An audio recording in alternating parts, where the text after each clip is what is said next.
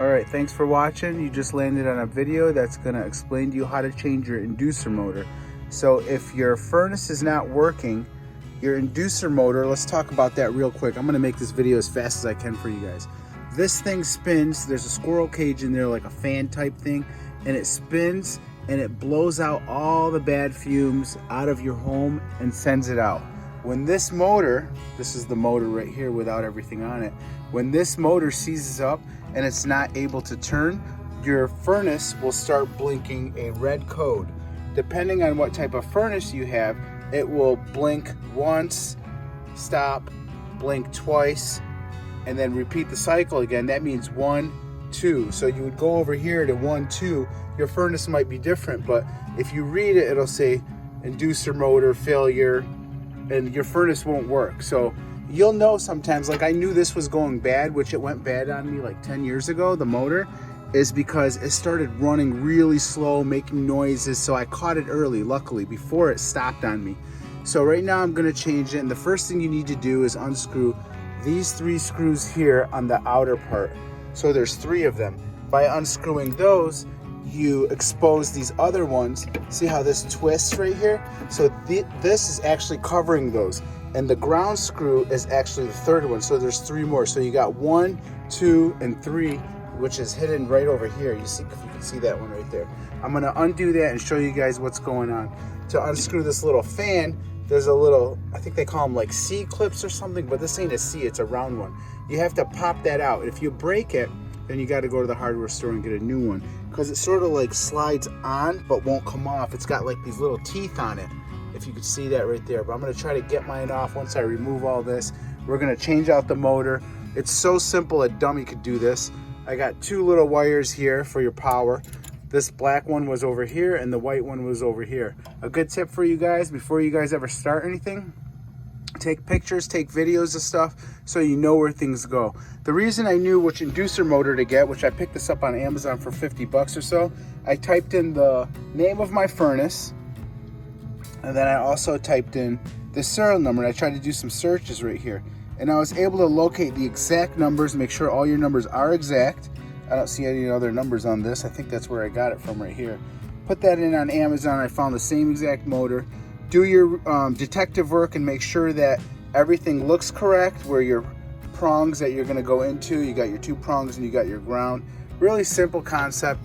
If you do have to remove this section here to get this out, some of the older ones do, make sure to get some gasket sealer here, because there's harmful fumes in here that need to just be sealed right back up. So see that little gasket all the way around, but I don't need to get up in here where the B vent is. This is called a B vent, and they're double cased in, I think it's aluminum or steel, where it's 2 layers so it doesn't burn you, because it's really, really hot as it's going. So, all right, let's take this off and keep going with this. All the screws out. This should slide out nice and easy. Wiggle it, don't force it out. You're gonna break something and then you're gonna regret it. Also, make sure to turn your main power off for your furnace. Make sure it has no power as you go to do this. And here's that squirrel cage I was talking about right here. We're gonna remove this. Probably really simple. I did it like 10 years ago, but I don't remember how it went.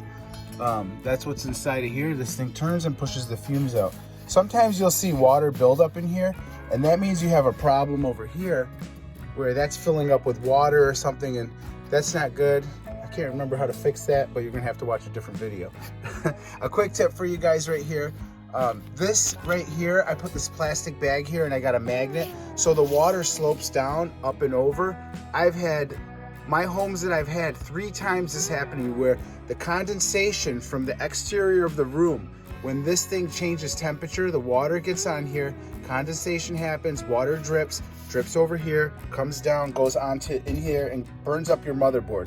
Then you're calling for repairs and you got to spend, you know, $800 for a new motherboard that's located back behind here. Or if the guy who's changing that tells you, I'm sorry, you need a whole new furnace, because he's full of shit and wants to sell you something for 8 grand, you just got screwed because you didn't have that tip right there. But I'm telling you, look at the green corrosion right here.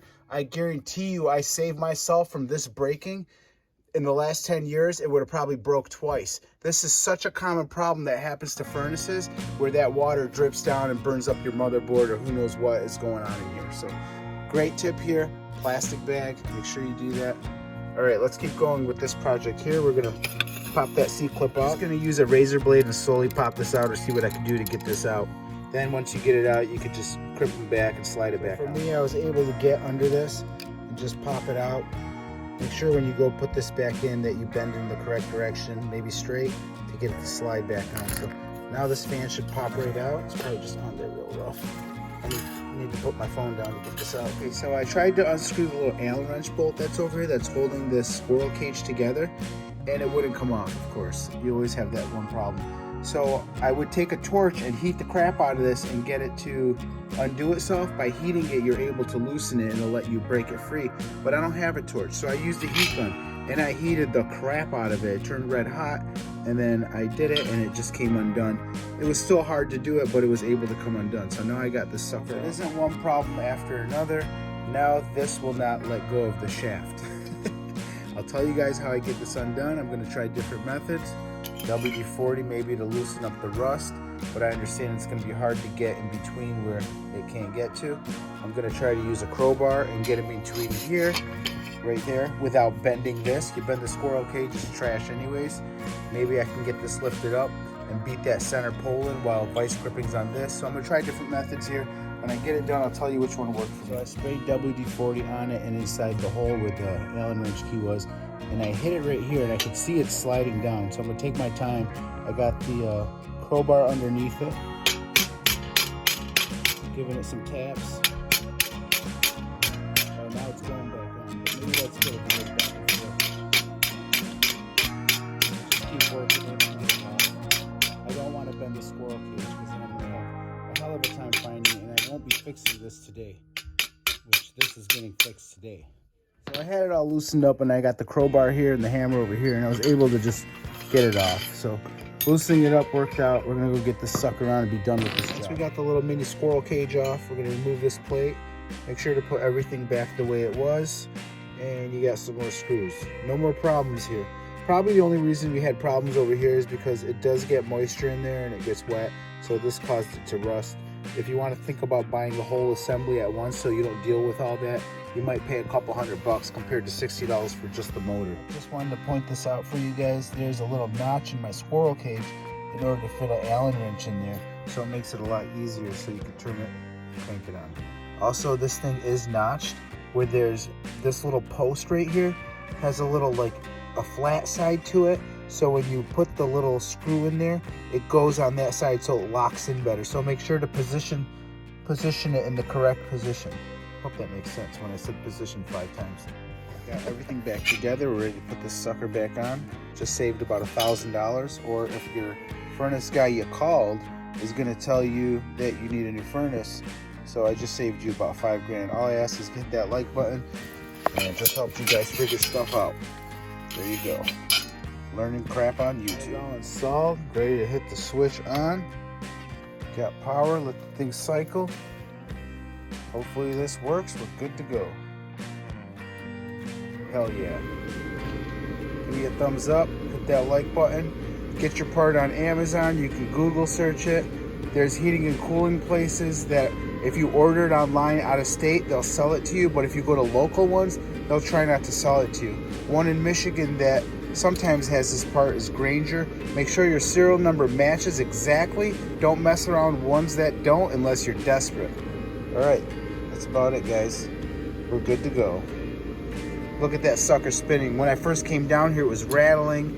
Bearings were out. I knew something was about to break down. Hell yeah, got heat. And all for like 50 bucks and a little bit of labor and a YouTube video. You could do it.